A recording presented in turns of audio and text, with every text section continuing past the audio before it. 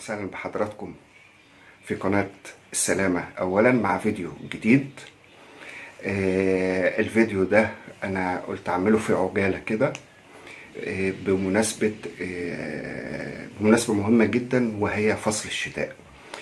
المحاضرة النهاردة احنا هنتكلم، هيبقى عنوان المحاضرة النهاردة المخاطر في فصل الشتاء. فصل الشتاء يمتاز بظواهر معينة وحوادث معينة ناتجة عن هذه الظواهر. لو بدأنا نتكلم في العموم هنلاقي ان فصل الشتاء فيه أمطار، فيه رياح قد تصل لحد العواصف، في أمطار قد تصل لحد السيول، في الشبورة المائية اللي بتغطي الطرق. الثلاث حاجات دولت لو اعتبرناهم جزء أساسي في حياتك خارج بيتك، اللي هو وانت بتتحرك رايح شغلك، رايح مصنعك، رايح أي مكان، فانت ممكن تواجه الظواهر دي. في ظواهر أخرى مرتبطة بالصواعق، بعض أخطاء اللي هي صعق كهرباء من عمدان أو خلافه. الحاجات ديت لازم ننتبه كويس جدا ليها، عشان الحرص أو اتباع الإرشادات هيقينا مشاكل كبيرة. أولا لو جينا اتكلمنا عن الظواهر الجوية، في أجهزة الدولة بتبقى عاملة استعدادات لمواجهة الظواهر الجوية دي والحد من الآثار المترتبة عليها. في الفترة اللي أنا توليت فيها مدير إدارة إنقاذ القاهرة، كنت باجي في شهر أواخر شهر 9 أول شهر 10، بنبعت مخاطبة للجهات المعنية، تحديدا المحافظة وجهاز مرفأ المية والكهرباء ووزارة التربية والتعليم. بنتكلم في التنسيق ما بيننا، بحيث ان بعض الادوار لازم تتأدى قبل دخول موسم الشتاء الحقيقي والظواهر اللي بتحصل فيه زي ما قلنا ديت. فبنطلب جزئية مهمة، وهي تسليك وتطهير البلاعات بتاعت مياه الامطار في الشوارع. بنطلب تطهير وتجهيز مخر السيول. في القاهرة تقريبا في القاهرة 3 أو 4 مخرات سيول موجودين في المنطقة الجنوبية. وزارة التربية والتعليم بنتكلم في الإرشادات بالنسبة للطلبة إن هم يبعدوا عن عواميد الكهرباء المحيطة بالمكان، صيانة السلوك العشوائية إلغائها تماما، صيانة الفيش، صيانة الكهرباء، عشان الأطفال برضو ما يتضروش من أي حاجة زي كده في موسم الأمطار. العمدان كنا بنطالب طبعا بمراجعة كافة الأعمدة في الشوارع، وعزل الأسلاك لو في أي أسلاك موجودة بدون عزل تتعزل وتتأمن كلها، وبخاصة طبعا بيبقى عند أماكن المدارس عشان الأطفال واللعب بتاعهم هم رايحين وهم جايين. النصيحة والإرشاد اللي احنا لازم نتعلمه حاجة مهمة جدا، إن ما اتحركش بعربيتي، ما تواجدش في الشارع إلا للضرورة القصوى في حالة تغيرات جوية عنيفة، عواصف، رياح شديدة، أمطار شديدة. ليه؟ لو انت على رجليك انت مش شايف المية اللي ديت، ممكن تحط رجلك في حاجة تقع، بلاعة مش عارف مكسورة، بلاعة مفتوحة. لو انت بعربيتك بنقول سوق بحذر، راعي مسافة بينك وبين اللي قدامك، بتشيك. هبقى اقولها برضو بإذن الله على محاضرة كاملة عن الارشادات على الطريق عموما يعني. بس احنا خلينا دلوقتي عشان امبارح طبعا كلنا متابعين كان في سيول حصلت في اسوان، فده خلى فيه عجالة ان احنا لازم نتكلم عن المخاطر اللي في فصل الشتاء بالمناسبة دي يعني، عشان احنا دلوقتي داخلين على ايام ممكن يجي امطار، ممكن يجي سيول، ممكن يجي خلافه. طيب يبقى انا ما اتحركش بعربيتي الا في الاحوال الجوية السيئة الا للضرورة القصوى. في شبورة، في مطر شديد على الطريق، يبقى امشي بحذر. الطريق لو مغلق يبقى ما احاولش اشوف طرق اخرى واحاول اطلع من بعد الغلق، والكلام ده غلط. الجهات المعنية لو قفلت الطريق من الطرق فمعنى كده حفاظا على سلامة حضرتك، فيبقى اذا نلتزم لحد ما الشبورة تهدى، وبعد كده نبدأ نتحرك لما يفتحوا لنا الطريق. طيب فراملك، مساحاتك، الاضاءة بتاعتك لازم تبقى متشيك عليها كويس جدا. ده بالنسبة للطريق. بالنسبة للتواجد في الشارع وقت المطر والعواصف، احذر الصواعق.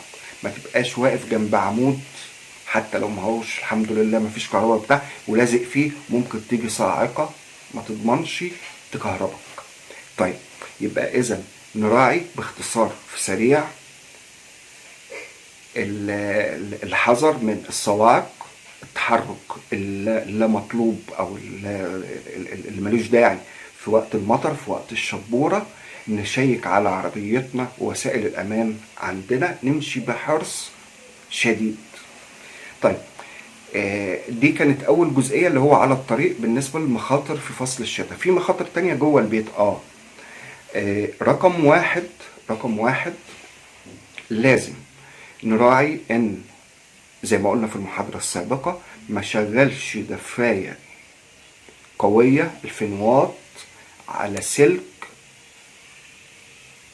ضعيف، موصلهاش بمشترك تتحط في الكبس على طول. اراجع واتأكد من سلامة الشبكة بتاعتي جوه شقتي، بحيث الحاجات دي ضرورية عشان ما تعمليش اي مشكلة لا قدر الله. حاجة مهمة تانية، اهالينا واخواتنا الاكبر سنا بيعملوا ملحوظة خاطئة، وهي لما الجو يشتد في البرودة بيعملوا حاجة اسمها احكام غلق للشقة بالكامل.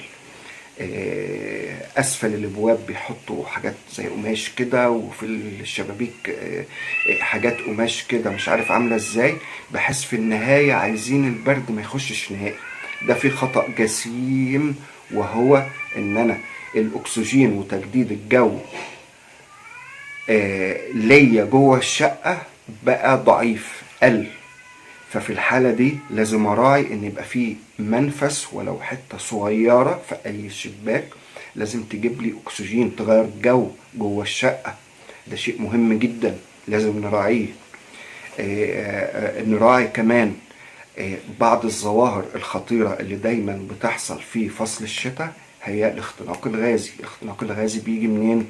بيجي زي ما قلنا في احكام غلق لكل منافذ الشقة بالكامل، وفي المقابل ممكن يحصل تسريب من خرطوم الأنبوبة، ممكن يحصل الشعلة اللي هي اتطفت بدون دراية الأم أو الموجود في البيت، بيبدأ تسرب غازي. التسرب الغازي ده بيملى الشقة، ومع وعدم وجود تجديد للهواء في الشقة بنخش في خطرين. الخطر الأول الانفجار الغازي. الانفجار الغازي ده لو وصل نسبة الغاز في الجو إلى 7 ل 11%، مع أول شرز هيفرقع. هنبقى نعمل له محاضرة مختصة بيه. ربنا يحميكم. طبعا أنا بقول على حاجات مشاهدات ووقائع، والكل يركز معايا. الانفجار الغازي أو الاختناق الغازي برضو الشعلة متسابة، سيادتك قافل الاحكام للغلق، نايم في البيت، مع الوقت هيحصل الغاز ده هينتشر في الشقة، قلة اكسجين، هيحصل سيطرة على الخلايا العصبية عند نسبة معينة من تركيزه في الجو، هيبقى في الحالة دي هيحصل اختناق. في اللحظات اللي قبل الاختناق بيبقى الإنسان بيوصل لمرحلة من إنه جسمه سايب، حتى لو أدرك مش هيقدر يتحرك. فعشان كده نتقي ده ازاي؟ نتقي ده بحاجة بسيطة قوي، إن أنا أسيب منفذ صغير صغير كده دايما مفتوح، إما في الحمام، إما في المطبخ، إما في أي يعني ريسبشن. طيب في مشكلة تانية بتحصل بسبب الغاز، وهي السخان. الغاز في الحمام الأصل إنه غلط يتحط في الحمام، وإن حطيته في الحمام يبقى أنا لازم أبقى مراجع ومتأكد من الهواية اللي موجودة فوق السخان ده اوريدي شغالة ومش مكتومة، بحيث إن الحرق اللي بيتم بيسخن المواسير الموجودة جوه السخان. الحرق ده بياكل أكسجين ويطلع لي أول ثاني أكسيد كربون.